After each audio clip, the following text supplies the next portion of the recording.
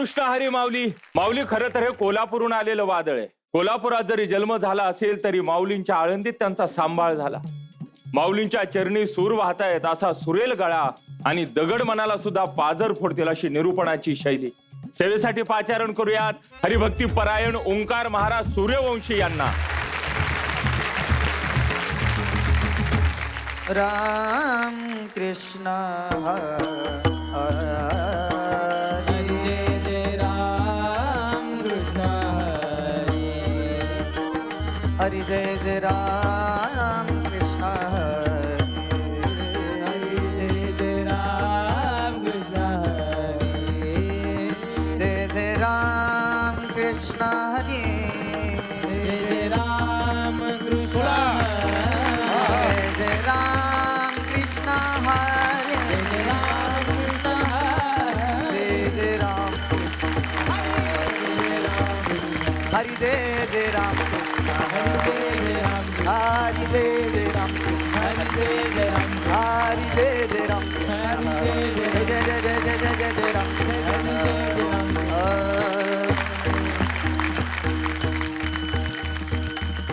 धरिला पंढरीचा चोर गळा बांधोनिया चोर हृदय बंदी खाना केला आत विठ्ठल कोणीला.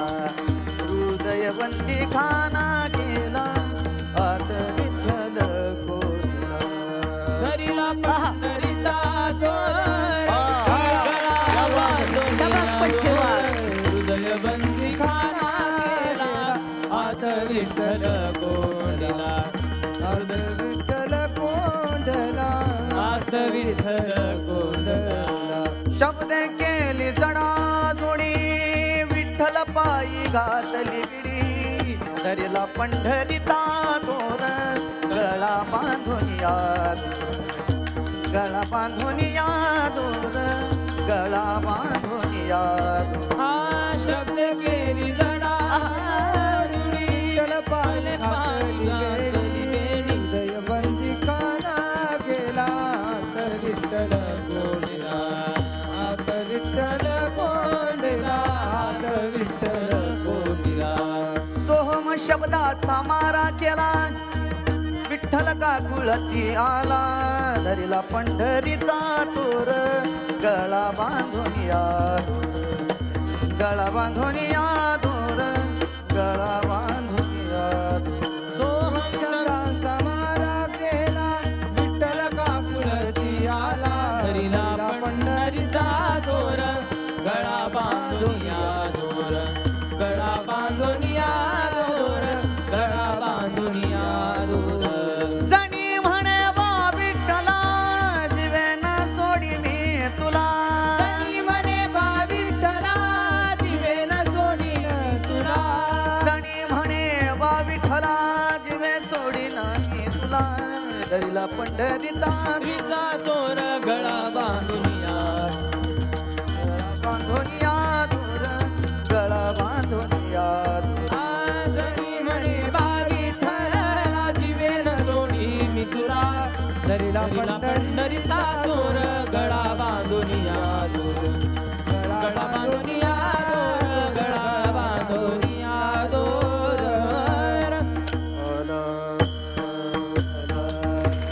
विठ्ठल विठ्ठल विठ्ठल विठ्ठल. हरी कबर दे हरी हरी ज्ञानदेव तुकाराम.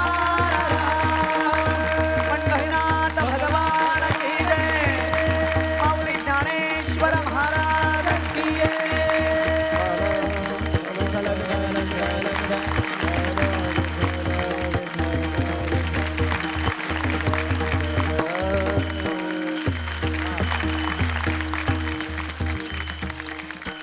प्रस्तुत प्राप्त कीर्तनरूपी सेवेकरता निवडलेला अभंग श्री संत शिरोमणी नामदेवराय यांचं दास्यत्व पत्करणाऱ्या संत जनाबाई यांचा 5 चरणाचा अभंग सेवेकरता निवडलेला आहे. अनेक संतांनी भगवान परमात्म्याला गायीची उपमा दिलेली आहे, पाटलाची उपमा दिलेली आहे, नावाड्याची उपमा दिलेली आहे, राजाची उपमा दिलेली आहे. मात्र आजच्या अभंगामध्ये संत जनाबाईंनी देवाला चोराची उपमा दिलेली आहे. उपमा आणि उपमय यामधले गुणधर्म एकसारखे असले पाहिजेत. तरच आपण त्याला उपमा देऊ शकतो. मग संत जनाबाईंना आजच्या अभंगामध्ये चोराचे असे कोणते गुण भगवान परमात्म्याच्या मध्ये दिसले असतील? चोराचे प्रामुख्याने 4 लक्षण आहेत. पहिलं लक्षण, चोर कसा असला पाहिजे? साधा सुद्धा असला नाही पाहिजे. चोर जुना असला पाहिजे, जुना. आणि भगवान परमात्मा हा जुना चोर आहे हो. नामदेवराय म्हणतात, ऐसा पुराण प्रसिद्ध चोर. जुना चोर आहे हो भगवान परमात्मा. त्यामुळं लक्षण पहिलं बसलं. लक्षण क्रमांक 2, ज्या घरात चोरी करायची त्या घरातलं सर्व माहिती चोराला असणं गरजेचं आहे. भगवान परमात्म्याला ज्या घरातली चोरी करायची आहे ती घर तर माहिती आहेच, मात्र या विश्वाची माहिती आहे. कारण का? देव कसा आहे? देव जाणता देव जाणता आपुलिया सत्ता एकाएकी. हा झाला मुद्दा क्रमांक 2. आता मुद्दा क्रमांक 3, चोरी करण्यासाठी काळी कपडे घालावी लागतात किंवा तोंडाला काळं फासावं लागतं. देवाला काळी कपडे घालायची गरजच नाही. कारण देव कसा आहे? ताईसाचे काळा अनादि बहु काळा म्हणून वेदात चाळा लाग लाग माये. देव अनादि कालापासून काळा आहे. देवाला काळी कपडे घालायची गरज नाहीत महाराज. आणि मुद्दा क्रमांक शेवटचा, ज्या गावात चोरी करायची आहे त्या गावात चोराला कोणतर थारा देणारा असणं गरजेचं आहे. मग भगवान परमात्म्याला थारा कुणी दिला? कुंडलिके थारा देऊन आणिले चोरा. मग ह्या चोराला थारा कुणी दिलेला आहे? कुंडलिकाला दिलेला आहे. हे 4 मुद्दे चोराचे आहेत. मग जनाबाईंना असं ह्या अभंगामध्ये अशी शंका आहे, चोरी करून त्रास देणाऱ्याला लोक हृदयात ठेवतात का डोक्यात ठेवतात? तर कुठे ठेवतात? डोक्यात ठेवतात. डोक्यात ठेवतात. मग जनाबाईंना असा प्रश्न विचारायचा आहे मला की महाराज, की भगवान परमात्म्यानं असं काय केली, कोणती चोरी केलेली आहे? जनाबाई म्हणल्या, मला विचारू नका, गवळणींना विचारा. गवळणींना विचारलं, काय चोरलं तुमचं? तर गवळणी सांगतात, हो, हरीने माझे हरिले चित्त. म्हणजे भगवान परमात्म्यानं प्रत्येक भक्ताचं चित्त चोरलेलं आहे. मग या भगवान परमात्म्यानं चित्त चोरून त्याच्या संगतीमध्ये भक्तांना ठेवून या जन्म मरणाच्या फेरीतून काय केलेलं आहे? प्रत्येक जीवाची काय केलेले आहे? बंधनातून मुक्त केलेलं आहे. मग या भगवान परमात्म्याला जनाबाईनं कोणत्या बंदी खाण्यात ठेवलं? तर जनाबाई सांगतात, हृदय बंदी खाना केला आत विठ्ठल कोंडीला. मग या भगवान परमात्म्याला बेडी कशाची घातलेली आहे? तर जनाबाई म्हणतात, मी माझ्या गुरूंच्याकडून संतांच्या तत्व महावाक्यातून शब्दांची जडाजोडी केली आणि नामरूपी दोरीनं भगवान परमात्म्याला शब्दे केली जडाजोडी. विठ्ठल पाये घातली बेडी. भगवान परमात्म्याच्या पायावरती काय घातलेले आहे? बेडी घातलेली आहे. या भगवान परमात्म्याचा गुन्हा कबूल करण्यासाठी जनाबाईनं काय वापरलं? कोणती शिक्षा वापरली? तर जनाबाईनं भगवान परमात्म्याला सोहम शब्दांचा मारा केला. सोहम शब्दांचा मारा केला, विठ्ठल काकुळात आला. सोहम शब्द म्हणजे काय आहे? सोहम शब्द म्हणजे अहम ब्रह्मास्मी. ब्रह्मस्वरूप स्थिती जनाबाईला प्राप्त झाली. तर जात्यावरती ओव्या गाऊन मला हा कोण मारेल, नामचिंतनानं मला साध कोण घाणेल, भगवान परमात्म्याला याची चिंता वाटू लागली आणि भगवान परमात्मा काकुळ येथे आला. सोहम शब्दांचा मारा केला, विठ्ठल काकुळती आला. मग जनाबाईनं भगवान परमात्म्याला सांगितलं, हे देवा, आता तू ह्या शिक्षेस पात्र आहेस की माझ्या जीवापासून मी तुला दूर कधीच करणार नाही. कायमची जन्मठेप शिक्षा अशी म्हणली तर काय हरकत नाही. जनाबाईनं भगवान परमात्म्याला सांगितलं की माझ्या जीवापासून मी तुला कधीच काय करणार नाही, दूर करणार नाही. तेच जनाबाई म्हणतात, काय? जणी म्हणे बा विठ्ठला, जीवेन सोडी मी तुला, धरीला पंढरीचा चोर, गळा बांधून या दोर. विठो विठोबार कुमारी हरी जय जय विठोबार कुमार कुमारी विठोबार कुमारी जय जय विठोबार कुमारी ज्ञानेश्वर माऊली ज्ञानराज माऊली ज्ञानेश्वर माऊली ज्ञानराज जय जय जय ज्ञानेश्वर माऊली ज्ञानराज माऊली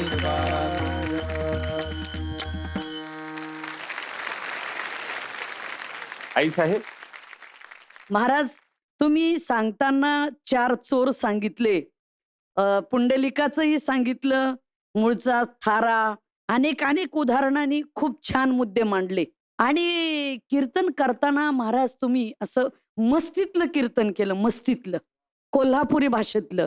त्या उड्या, ते गाणं, ते बोलणं, तो चोर, तो हावभाव एकदम जबरदस्त. मला वाटतं एकदा एक उडी माराच. होऊन जाऊ द्या.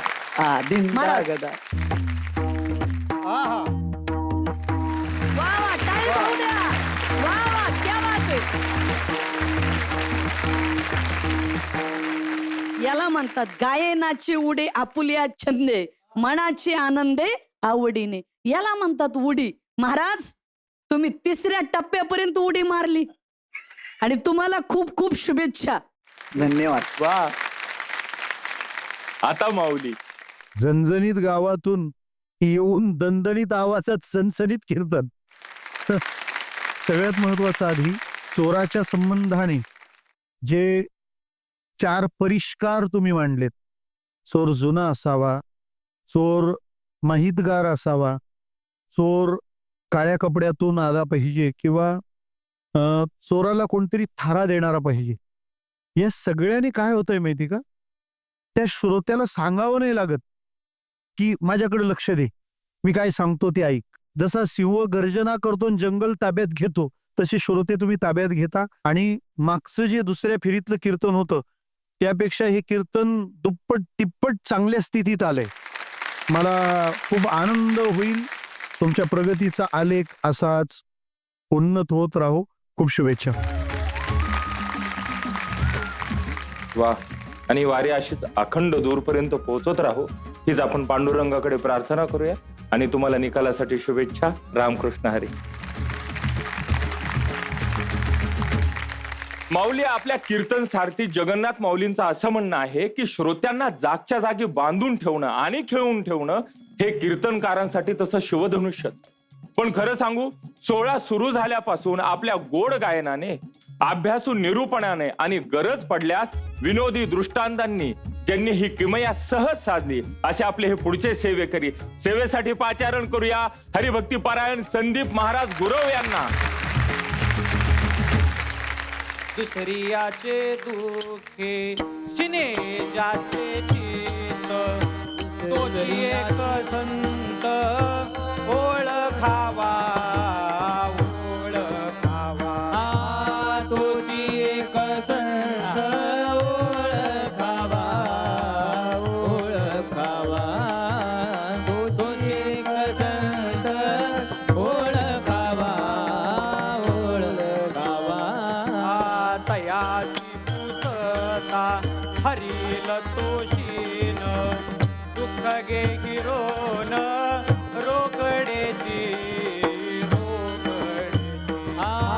दुःख पे हिरोनी रोकडेची रोकडेची.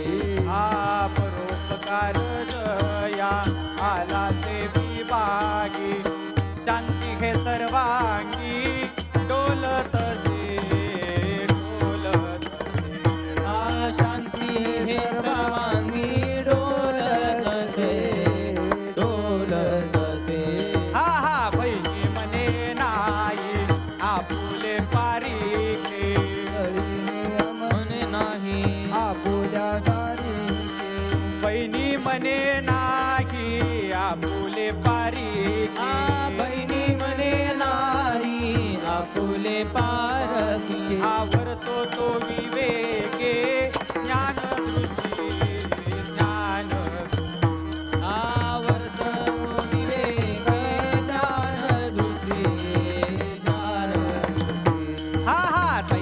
तयासी पुसता हरील तोषीन तयाचे पुसता हरील तोषीन तयासी पुसता हरील तोषीन तयाचे पुसता हरील तोषीन दुःख गे गिरोन रोकडेची रोकडे आ दुःख पेहिरोन रोकडेची रोकडेची हल हला हल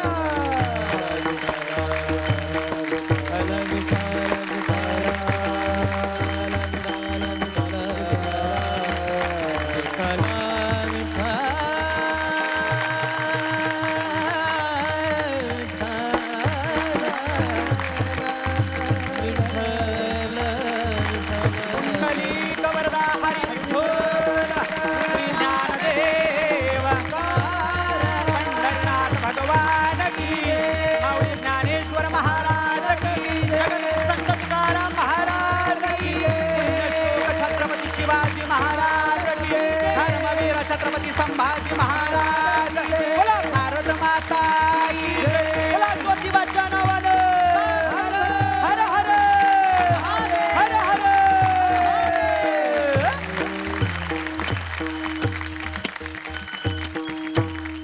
प्रस्तुत प्राप्त कीर्तनरूपी कीर्तन सेवेसाठी निवडलेला अभंग जगद्गुरु जगतवंदनीय तुकोबाराय यांच्या थेट शिष्य असणाऱ्या वारकरी संप्रदायाच्या कलशाच्या वर जी ध्वजा फडकते, बहिणी म्हणे फडके ध्वजा, आणि बहिणाबाई ज्या ध्वजेच्या रूपात वारकरी संप्रदायाच्या कलशास्थानी आरूढ आहेत, आणि त्याच बहिणाबाई महाराज आजच्या अभंगाच्या माध्यमातून संत लक्षणं सांगतायत. विठाला विठाला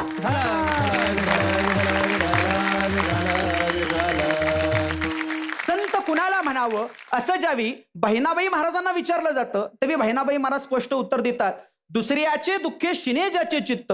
अरे दुसऱ्याचं दुःख पाहून ज्याच्या अंतकरणात शीन निर्माण होतो, ज्याला दुःख निर्माण होतं, ज्याला यातना होतात, ज्याला वेदना होतात, खऱ्या अर्थानं तोच संत आहे. तोची एक संत ओळखावा.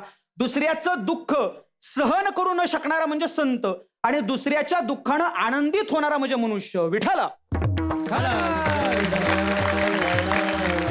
या जगाच्या पाठीवर संत आले, जगाच्या कल्याणासाठी आले. संतांनी अवतार घेतला, जगातलं सारं दुःख बाजूला घेतलं, प्रसंगी ते दुःख स्वतःच सामावून घेतलं आणि जगाला सुखी करण्याचं काम माझ्या संतांनी केलं. याच्यासाठी संतांचा अवतार आहे, या जगाला जाग करण्यासाठी संतांचा अवतार आहे. संतांच्याच भाषेत सांगायचं झालं, हे जगजोगी जगजोगी जागे जागे बोलती. या जगाच्या कल्याणासाठी संतांचा अवतार झाला, जगातलं दुःख नाहीसं करण्यासाठी संतांचा अवतार झाला. अरे जे नाथ बाबा काशीचं पाणी, गंगेचं पाणी रामेश्वरला घेऊन निघाले, अरे रस्त्यानं तडफडत असणारं एक गाढव दिसलं, नाथ बाबांनी ते गंगेचं पाणी त्या गाढवाच्या मुखात ओतलं. आजूबाजूला पाहणारी माणसं नाथ बाबांना म्हणू लागली, अहो कळतं का, काय वेडा मनुष्य आहे. अरे त्या गाढवाला पाणी, गंगेचं पाणी पाजलं. तेव्हा नाथ बाबांचे शब्द होते, अरे तुम्हाला या कातडीतला गाढव दिसला असेल, पण त्या कातडी आतला रामेश्वर मात्र मला दिसला, ज्याला मी पाणी पाजलंय. विठाला म्हणजे थोडक्यात काय तर जगद्गुरु तुकोबारांचं संतत्व बहिणाबाई महाराजांनी पाहिलं. तुकोबारांच्या आयुष्यात येणारा प्रत्येक प्रसंग या ठिकाणी तंतोतंत लागू पडतो. तुकोबारांच्या पाठीवर मंबाजी भट्टांनी वार करावे, काठीनं मारावं, पण तेच तुकोबाराय मंबाजी भट्टांचा हात दुखत असावा म्हणून तेलाची वाटी घेऊन मंबाजी भट्टांच्या दारात मंबाजी भट्टांचा हात चोळण्यासाठी गेले. किती मोठं संतत्व आहे. हेच ते दुसऱ्याचे दुःखे शिने ज्याचे चित्त, तोची एक संत ओळखावा. विठाला हीच व्याख्या संतांचे, आणि तेच बहिणाबाई महाराज सांगतात, दुसऱ्याचे दुःखे शिने ज्याचे चित्त, दुसऱ्याचे दुःखे शिने ज्याचे चित्त, तोची एक संत ओळखावा, तोची एक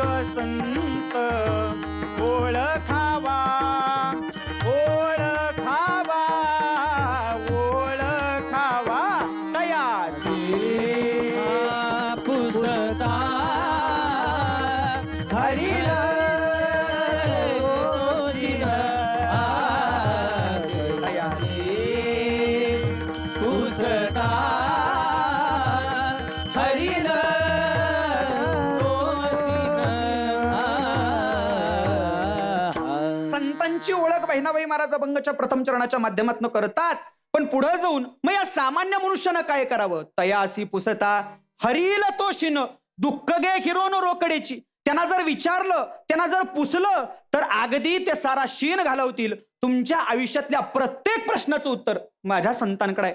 तुम्ही म्हणाल, अहो आता ज्ञानोबराय कुठे आहेत, आता तुकोबाराय कुठे आहेत, आता नाथ बाबा कुठे आहेत, आम्ही कुणाला विचारावं? त्याचं एकच उत्तर आहे, लक्ष देऊ नये का? आयुष्यात येणारा प्रत्येक प्रश्न अंतकरणात साठवा. ज्ञानोबरायांची ज्ञानेश्वरी उघडा, तुकोबरायांचा गाथा उघडा, नाथ बाबांचं भागवत उघडा. या माध्यमातनं आयुष्यात येणाऱ्या प्रत्येक प्रश्नाचं उत्तर तुम्हाला प्राप्त झाल्याशिवाय राहणार नाही. एवढी ताकद माझ्या संतांच्यात आहे. विठाला तयासी पुसता हरील तोशीन. शीन दूर करण्याचं काम माझे संत करतात. अरे सोपं सांगायचं झालं, संत उदार आहेत. किती उदार आहेत? साधू संत माय बाप जे का दयेचे सागर, भावाचे मुख्य स्थान भक्तीचे ते माहेर. तीही केले कृपादान मस्तकी ठेविला कर. माया मोह निरसली शुद्ध झाले कलेवर. तुम्ही संत माय बाप एवढा उपकार करा. न्यामज तेतवरी दाखवा दिनाचा सोयरा. अरे जिथं सुख आहे तिथली प्राप्ती जर करायची ठरवली ना, संत आपल्याला तिथपर्यंत घेऊन जातात. जर देहाचा, अंतकरणाचा, मनाचा शीन घालवायचा असेल तर संतांना विचारावं लागेल, दुःख गे हिरोन रोकडेची. रोकडं दुःख तात्काळ तक्षणी संत आपलं दुःख बाजूला करतात. लक्ष देऊ नये का? ज्यांनी माऊली महावैष्णव ज्ञानोबरायांचा पालखी सोहळा सुरू केला ते हैबत बाबा, मूळचे सातारा जिल्ह्यातील आळफळ गावचे. पण हैबत बाबा ग्वाल्हेरचे महाजी शिंदे यांच्याकडे सेनापती म्हणून कार्य करत होते. बराच काळ पराक्रम गाजवला. हैबत बाबा परत आले. परत येत असताना महाजी शिंदे यांनी भरपूर संपत्ती दिली. संपत्ती घेऊन परत येत होते. सातपुड्याच्या पर्वतरांगेत डोळीनं त्यांना गाठलं, अडवलं, सारी संपत्ती काढून घेतली, डांबून ठेवलं आणि आता त्यांना ठार मारण्याची तयारी करू लागले. पण झालं असं, त्या ठार मारण्याच्या अवस्थेत असणाऱ्या हैबत बाबांनी माऊली महावैष्णव ज्ञानोबरायांचा दावा सुरू केला. माऊली, मला फक्त एकदा यातनं मुक्त करा. जर मी मोकळा झालो ना, आयुष्यभर मी तुमची सेवा करीन. आणि काय आश्चर्य, माऊलींच्या समाधीवर जाऊन हे शब्द आदळले. माऊली जागृत झाले. माऊलींनी दृष्टांत दिला आणि त्या समोरच्या मनाचा काया पालट करण्याचं काम माझ्या माऊलींनी केलं आणि हैबत बाबांना सोडून दिलं. ते हैबत बाबा पुन्हा संसारात न रमता थेट आळंदीला आले. माऊलींच्या समाधीवर डोकं ठेवलं आणि एकच पण घेतला, येथून या नुठू माता मरणा वाचुनी सर्वता. आता मरण जेव्हा येईल ना, त्याच वेळेला इथून मी माथा उठवेन, बाजूला होईन. तुकोबारांच्या शब्दात जर सांगायचं झालं तर तुका म्हणे नेदी आणि कांचे हाती बैसला तो चित्ती निवडेना. ही अवस्था हैबत बाबांची झाली. अरे सांगायचं काय तर दुःख गे हिरोन रोकडेची. तात्काळ जर संतांचा धावा केला तर आपलं दुःख रोकडं हिरून घेण्याचं काम माझे संत करतायत. विठाला विठाला. बहिणाबाईंच्या शब्दात सांगायचं झालं, तयासी पुसता हरील तोशीन.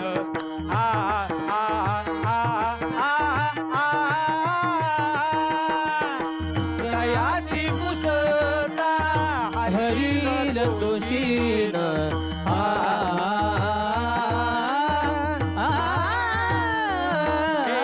दुःख गे हिरोन रोकडेची. दुःख गे हिरोन रोकडेची. दुःख गे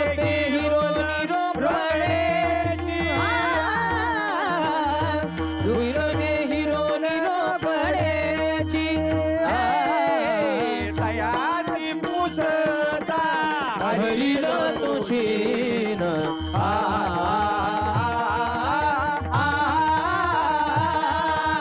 तयासी पुसता रोकडेची.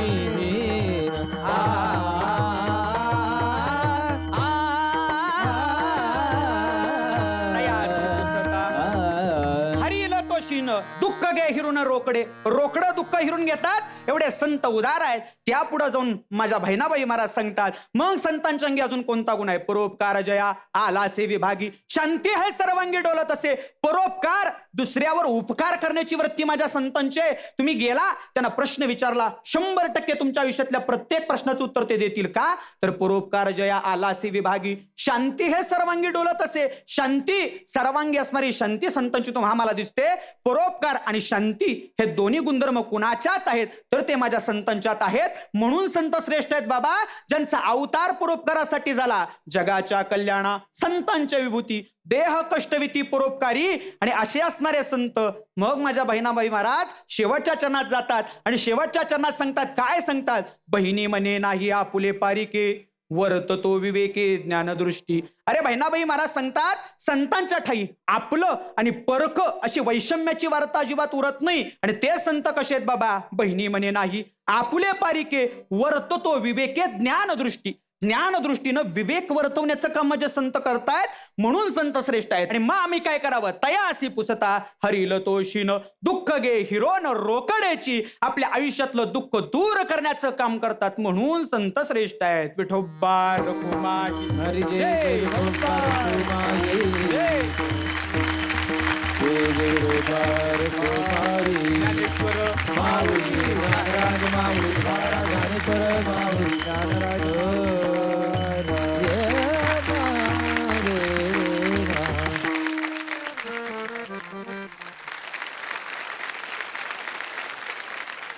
आई साहेब, संदीप महाराज खूप छान विवेचन मांडलं, परोपकार सांगितला, शांती सांगितली, सर्व असं आणि कीर्तन असं मोकळं ढाकळं केलं. एकदम छान, सुंदर. तुम्हाला खूप खूप शुभेच्छा. माऊली, संदीप महाराज, कीर्तनात नाचणं पाहिलं होतं, नाचत कीर्तन करता येतं हे आज तुम्हाला पाहून कळलं. तुम्ही हैबत बाबांचा जो दृष्टांत दिला, मला वाटतं अशा नवनव्या माहितींना मांडत राहणं याने आपलं वैविध्य हे आपलं वैशिष्ट्य आहे याचा परिचय श्रोत्यांना छान होतो. दृष्टांतांच्या योजना परफेक्ट आहे आणि तुम्ही रंगून जाता. आपल्या कीर्तनातला हा भाव जसा आदरणीय ताईंनी मांडला की अगदी एकरूप होऊन कीर्तन करणं आहे. अभ्यासाच्या जोडीने आपला हा कीर्तन प्रवास खूप छान हो. शुभेच्छा. वा, मनापासून शुभेच्छा संदीप महाराज. रामकृष्ण हरी. माऊली, आता असं वाटत नाही की या महाराजांना त्रास होईल असा यांचा खातेदार वागेल. आपण यांचे धारक आहोत याचा अभिमान घेऊन ते आता बँकेत जातील. खरं तर सोहळा सुरू झाल्यापासून यांच्यामुळे पारमार्थिक ज्ञानात तर भर पडलीच, त्याचबरोबर व्यवहाराच्या ज्ञानाची सुद्धा. चला सेवेसाठी पाचारण करूया हरिभक्ती परायण किशोर महाराज लडकत यांना. बहुतांचा मीन मिळो मतासी, बहुतांचा मीन मिळो मतासी, बहुतांचा मीन मिळो मतासी, बहुतांचा मीन मिळो मतासी. कोणी कैसी कैसी भावनेचा, कोणी कैसी कैसी भावनेचा, कोणी कैसी कैसी भावनेचा, कोणी कैसी कैसी भावनेचा. विचार करीता वायाचा काळ, विचार करीता वाया जाय काळ. लटिकेचे मूळ पडिते, लटिकेचे मूळ पडिते, लटिकेचे मूळ पडिते, लटिकेचे मूळ पडिते. म्हणे तुम्ही करा घटापटा, दुका म्हणे तुम्ही करा घटापटा, म्हणे तुम्ही करा घटापटा, दुका म्हणे तुम्ही करा घटापटा. जाऊ वाटा का जाऊ वाटा,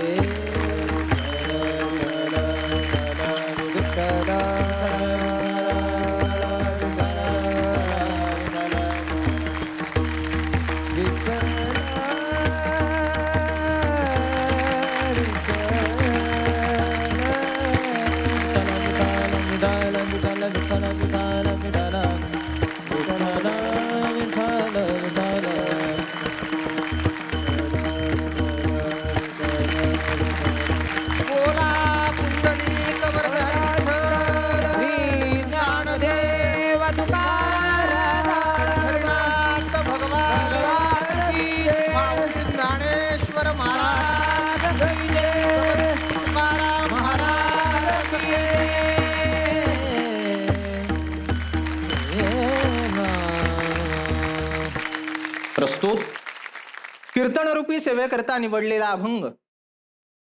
प्रपंचाचा परमार्थाला अडसर नाही आणि परमार्थ हे प्रपंचाचं साधन नाही, हे जगाला सिद्ध करून दाखवणाऱ्या जगद्गुरु तुकाराम महाराजांचा 3 चरणाचा अभंग असून अभंगाच्या माध्यमातून जगद्गुरु तुकाराम महाराज विवेक जागृत झालेल्या बुद्धीतली निर्भयता आणि त्या निर्भय बुद्धीनं स्वीकारलेला भक्तिप्रेमाचा सत्याचा विवेकाचा मार्ग या संबंधाने ठाम विश्वास दर्शवतात. विठ्ठल विठ्ठल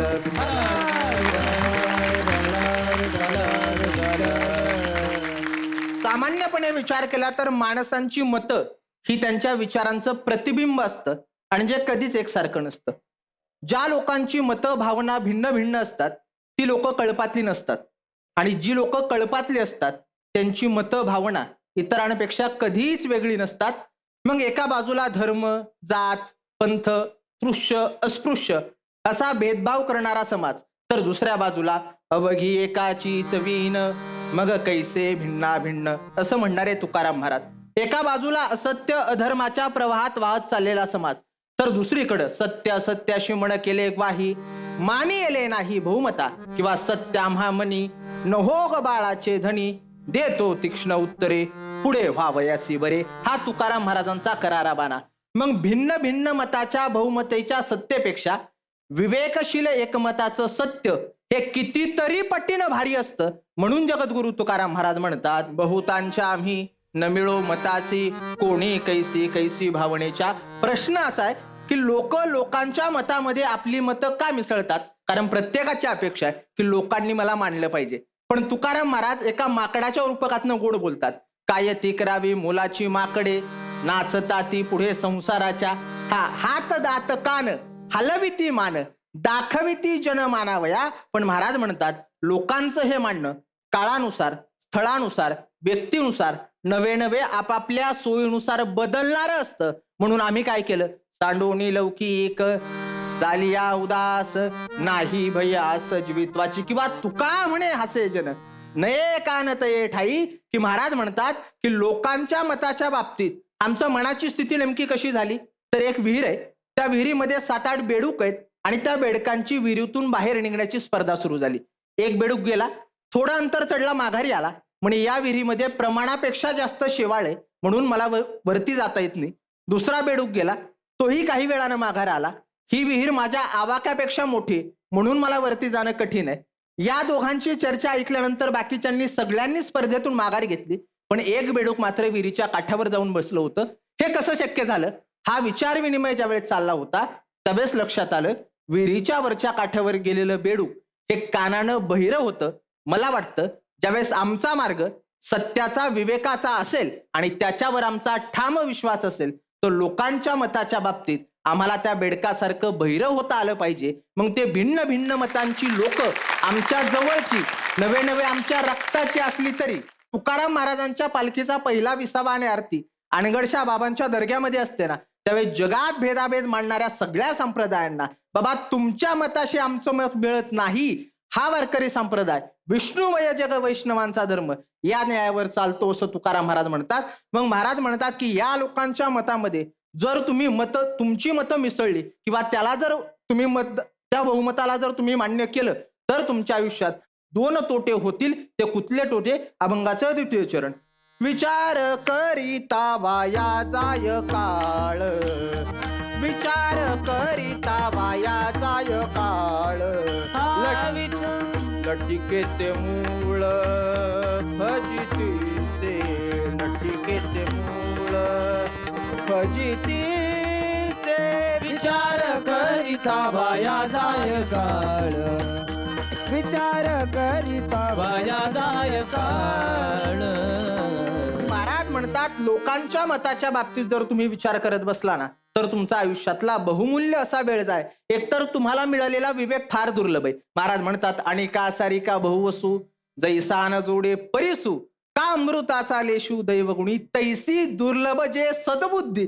अशी दुर्लभ असणारी सद्बुद्धी तुम्हाला मिळाली आणि ती तुम्ही लोक काय म्हणतील किंवा लोकांना काय वाटेल याच्यासाठी जर वाया घालवत असाल तर तो तुमच्या जीवनातला मूर्खपणा आहे. एका दिवसामध्ये 86,400 सेकंद असतात. त्यातले 10 मिनिटं तुमच्याशी कोणी वाईट वागलं किंवा 10 मिनिटांनी तुमच्याशी काही मतभेद किंवा काही वेगळ्या भावना व्यक्त केल्या तर तुम्ही तुमचा अख्खा दिवस त्यासाठी वाया घालवणं हा कसला शहाणपणा आलाय. म्हणून महाराज सांगतात आम्ही तो शहाणपणा केला, आम्ही त्या मूर्खांमध्ये मिसळलो नाही. परिणाम काय झाला? शिंक, जांभळी, खोकला, इतुकाची वेळ वाया गेला, बाकी सगळा वेळ आमचा सार्थकी लागला. आणि दुसरं म्हणजे तुमची फजिती झाल्याशिवाय राहणार नाही. महाराज म्हणतात बहुतांची संगती बहु पावलो फजिती.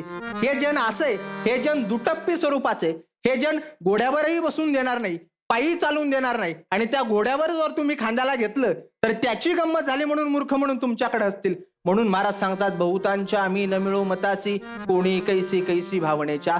अभंगाच्या शेवटच्या चरणामध्ये तुकाराम महाराज सांगतात की बाबांनो, आम्ही जो मार्ग स्वीकारलाय तो मार्ग आम्हाला योग्य वाटतो, त्या मार्गाने आमचं कल्याण होणार आहे, या मार्गावर आमचा ठाम विश्वास आहे. म्हणून तुमचं जे काही घटपट असेल, तुमचं जे काही शास्त्र असेल, तीर्थ, व्रत, स्वर्ग, नरक जे काही असेल ते तुमच्या जवळच राहू द्या. अभंगाचं शेवटचं चरण. का म्हणे तुम्ही करा घटापटा, नका जाऊ वाटा आमुच्या. एक बोलू, जो माणूस विचारानं स्वतंत्र असतो तो जगातला सगळ्यात सुंदर माणूस असतो, पण जो माणूस विचारानं गुलाम असतो तो जगातला सगळ्यात कुरूप माणूस असतो. एखादी व्यवस्था जर तुम्हाला पटत नसेल तर तुमच्याकडे 2 पर्याय असतात. एकतर त्या व्यवस्थेचा भाग बना किंवा त्या व्यवस्था बदलण्यासाठी तिच्या विरोधात जा. मग अभंगाच्या माध्यमातून तुकाराम महाराज म्हणतात की बाबांनो, आम्हाला तुमच्या मार्गाने जायचं नाही, कारण आम्हाला जो संतांनी मार्ग घालून दिलाय, आम्हाला झालेलं जे आत्मज्ञान आहे, आमचा जागृत झालेला जो विवेक आहे, तो अतिशय आम्हाला महत्वाचा वाटतो. म्हणून अभंगाच्या शेवटच्या चरणात तुकाराम महाराज एवढंच म्हणतात की बाबांनो, आमच्या वाट्याला जाण्यापेक्षा आमच्या वाटेनं जा, तुमचं कल्याण होईल. विठोबा रखुमाई, विठोबा रखुमाई, विठोबा रखुमाई, ज्ञानेश्वर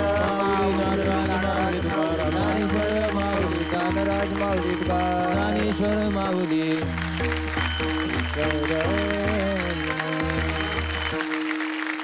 रामकृष्ण हरी.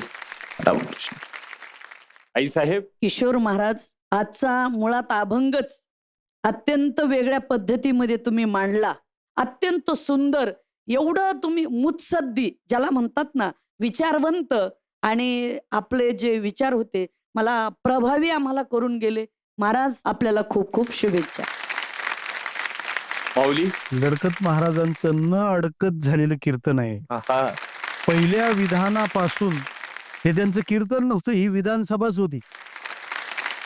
प्रपंचाचा परमार्थाला आडसर नाही आणि परमार्थ प्रपंचाचं साधन नाही. क्या बात आहे. आणि कीर्तन परंपरा अशाच विचार शब्द वैभवाने युक्त हो, आपल्यासारखी कीर्तनकार मंडळी ही त्याचं भविष्यातलं आशादायी चित्र आहे. तुम्हाला तिन्ही कीर्तनात ऐकताना खूप छान वाटलं. तुमचा निरूपणाचा हा चढता आलेख भगवंताच्या दारापर्यंत श्रोत्यांना नेणारा ठरो, ही शुभेच्छा. आपली ही वारी अशीच अखंड चालू राहो. निकालासाठी शुभेच्छा. रामकृष्ण हरी. माऊली, आपल्या दोन्ही भागातील सेवेकरांची सेवा सादर झाली. पाहूया अंतिम 6 मधील आपला दुसरा सेवेकरी कोण आहे ते. त्यासाठी या दोन्ही भागातील सेवेकरांना आपण मंचावर आमंत्रित करूया. जोरदार टाळ्या झाल्या पाहिजे त्यांच्यासाठी.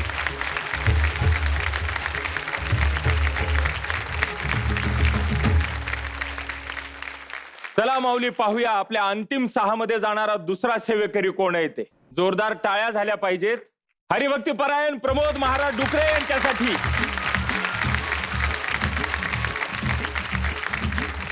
वारी अशीच अखंड चालू राहो. रामकृष्ण हरी. माऊली, आपल्या कीर्तन सोहळ्याच्या अंतिम प्रवासातील एक रत्न आज हाती गवसलं. पाहूया पुढचं कीर्तन रत्न कोण असेल ते. तोपर्यंत पाहत रहा कोण होणार महाराष्ट्राचा लाडका कीर्तनकार. जगात भारी आपली पंढरीची वारी, एक मुखानं बोला रामकृष्ण हरी.